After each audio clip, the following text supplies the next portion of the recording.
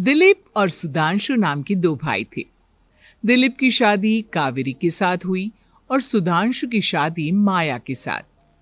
शादी के बाद दोनों भाई अपनी अपनी पत्नी के साथ खुशी खुशी रहा करते थे। दोनों भाइयों के परिवार एक ही घर में रहता था। साथ में खाना, साथ में घूमना, कुल मिलाकर दोनों भाइयों का परिवार खुशहाल परिवार था। कुछ सालों के बाद दिलीप की पत्नी कावेरी को एक बेटा हुआ। भैया, आज मैं बहुत खुश हूँ। चाचा बन गया हूँ मैं। हाँ भाई साहब, इस बच्चे के घर में आने से तो रौनक आ गई है।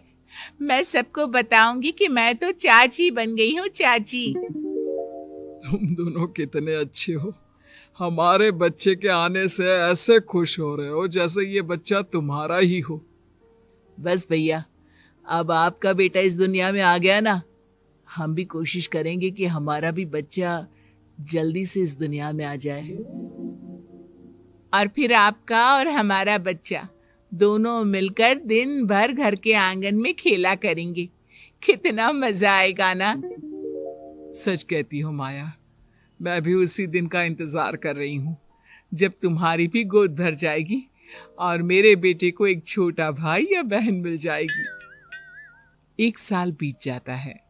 दिलीप और कावेरी का बेटा अब 1 साल का हो चुका था, लेकिन सुधांशु और माया की कोई औलाद नहीं होती। माया, लगता है कि हमारी जिंदगी में बच्चे का सुख ही नहीं है। ऐसा क्यों कहते हैं? दिलीप भाई साहब का बेटा भी तो हमारा ही बेटा है ना। तुम्हारी बात बिल्कुल ठीक है माया, लेकिन फिर भी हमारा खुद का एक बच्चा होता तो कितना अच्छा होता। हाँ, कावेरी भाभी भी हमेशा कहती हैं उन्हें अपने बेटे के लिए एक छोटा भाई या बहन चाहिए। लेकिन देखिए ना, हमारी तो किस्मत ही कितनी खराब है। हमारे तो सारे ट्रीटमेंट भी फेल हो चुके हैं। डॉक्टर ने भी साफ साफ कह दिया है कि तुम कभी माँ नहीं बन सकती। वही तो सुधांशु, बहुत बुरी किस्मत है हमारी।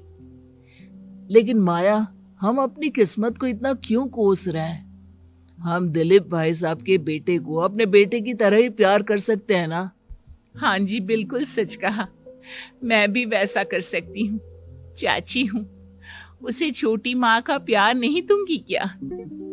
कुछ दिनों के बाद दिलीप का एक दोस्त दिलीप से मिलने के लिए आता है। अरे क्या बात है दिलीप, बधाई हो बधाई। और घर तो काफी बड़ा है तुम्हारा। वैसे तुमने अपने बेटे के बारे में क्या सोचा है? भैया, और क्या सोचेंगे, बस उसे पढ़ा लिखा कर अफसर बनाएंगे, उसकी पढ़ाई पर खर्च करेंगे। अरे भाभी, आपकी तो इतनी सारी प्रॉपर्टी है, आपको किस बात की चिंता? ले देकर एक बेटा ही तो है। अरे नहीं दोस्त, तुम गलत समझ रहे हो। इस घर में मैं और मेरा छोटा भाई दोनों रहते हैं। इस घर का आधा हिस्सा मेरे छोटे भाई का है। अच्छा, कितने बच्चे हैं तुम्हारे छोटे भाई के? भैया, उनके साथ ना कुछ प्रॉब्लम है। मेरी देवरानी कभी माँ नहीं बन सकती। अरे फिर किस बात की चिंता? अरे मैं तो कहता हूँ अपने बेटे के भविष्य के बारे में सोचिए ही मत। बस ये घर उसके नाम करवा दीजिए। देखिए, आपके भाई का भी कोई बच्चा नहीं है तो सब कुछ आपके बेटे को ही मिलना चाहिए। लेकिन ऐसा करना क्या सही होगा? अगर उनका बच्चा नहीं है तो क्या हुआ? ये घर आधा उनका है, उनकी जो मर्जी है वो करे। अरे कैसी बात करते हो? उनकी कोई औलाद नहीं है, वो क्या करेंगे प्रॉपर्टी अपने नाम रखकर? हाँ, वैसे भाई साहब, आपकी बात तो बिल्कुल सही है। अब जो कुछ भी है वो हमारे बेटे का ही तो है। आखिर वही तो इस घर के वंश को आगे बढ़ाएगा। मैं कल ही देवर जी से बात करती हूँ। अगले दिन सुधांशु और माया, इधर आओ। तुम दोनों से एक बहुत जरूरी बात करनी है मुझे। बताइए ना भाभी, क्या बात है? आपको कहीं जाना है तो आप अपने बेटे को मेरे पास छोड़कर जाइए। मैं ही पूरा दिन रख लूंगी उसे। अरे नहीं माया, वो तो मुझे पता है। मैं किसी और चीज के बारे में बात करना चाहती हूँ। बताइए ना भाभी, क्या बात है? देखिए देवर जी, आपका कोई बच्चा है नहीं, लेकिन मैं जानती हूँ कि आप हमारे बेटे को अपने बेटे की तरह ही प्यार करते हैं।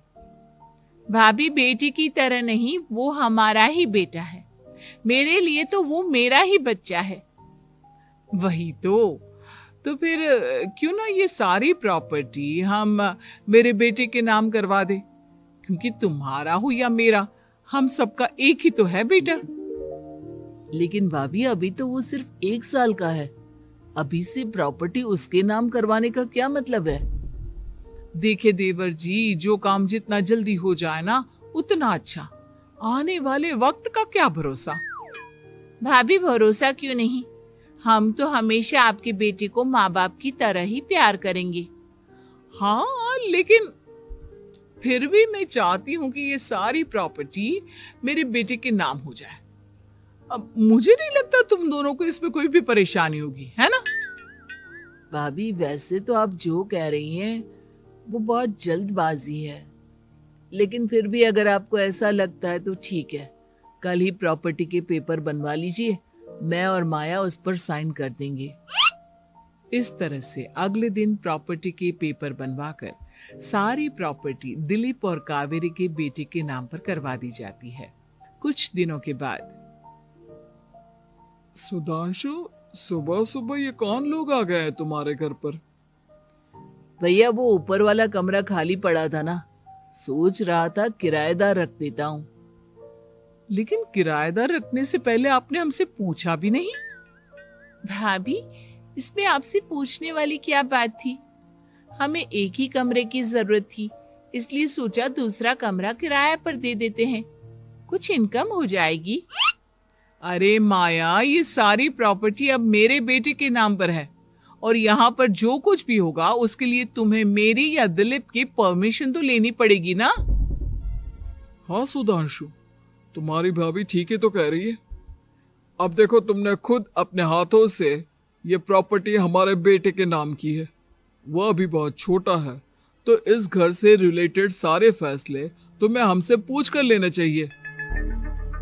भाभी, हमें तो लगा था कि आप हम लोगों से बहुत प्यार करती हैं, लेकिन आप तो हमारे साथ भेदभाव करने लगी।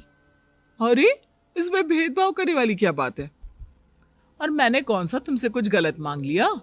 अरे, ले देकर मेरा बेटा इकलौता इस पूरे वंश का वारिस है, सब कुछ उसके नाम है।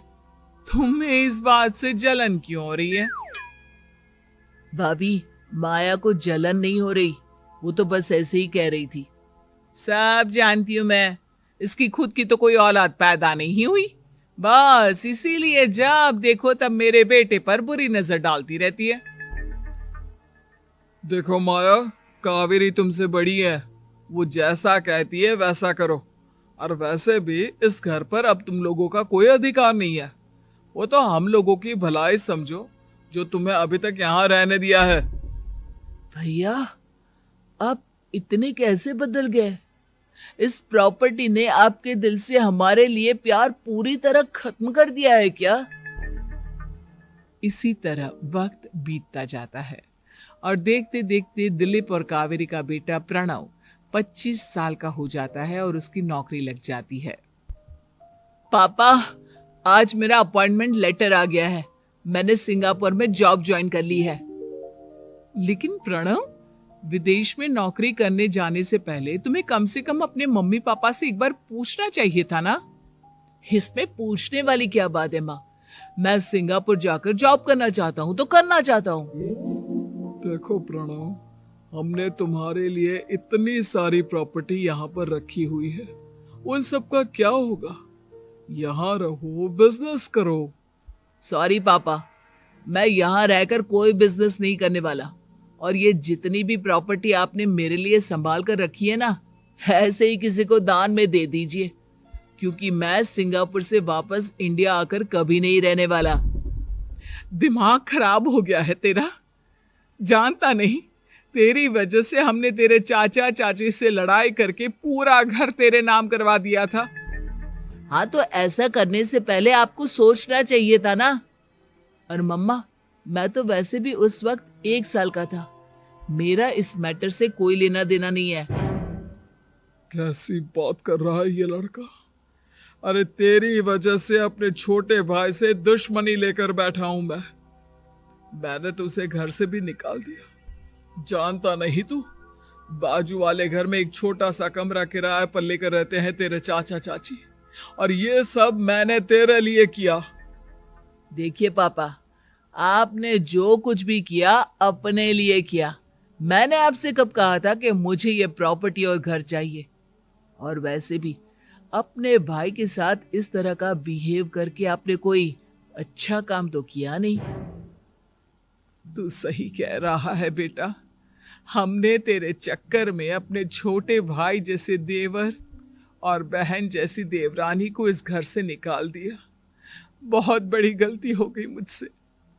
ठीक है मॉम, तो अब आप अपनी गलती सुधारो, लेकिन मुझे तो फॉरेन जाना है, मैं वहीं जाऊंगा। अब आगे क्या करना है ये आपका डिसीजन है। और प्रणव सिंगापुर जॉब करने के लिए चला जाता है। कुछ दिनों के बाद जब दिलीप और कावेरी को अपनी गलती का एहसास होता है तो वो सुधांशु के घर पहुंचती है।